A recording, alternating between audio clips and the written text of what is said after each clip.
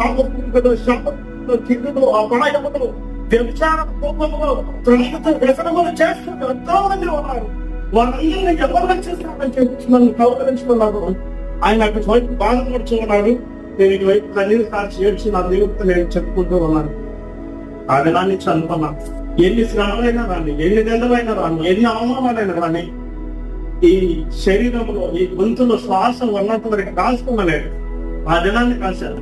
నా ప్రాణం ఉన్నంత వరకు, నా గొంతుల నుండి స్వరం వచ్చేంత వరకు కూడా నేను నా దేవుని యొక్క పని చేస్తానని చెప్పేసి కింద నా పేరు మొత్తం లేచి రాసేసాను. డైట్ పెట్టుకున్నాను. 36 దర్శనాలు ఉన్నాయి దాంట్లో. గొప్ప కోసం కాదమ్మా. విన్నారా? దేవుడు మొరపెట్టిన వెంటనే, ప్రార్థించిన వెంటనే కార్యం చేయడానికి ఆయన సమర్థుడై ఉన్నాడు. నీ లోకంలో ఎక్కడికైనా వెళ్ళు, ఏమి మాట్లాడే పనే లేదు.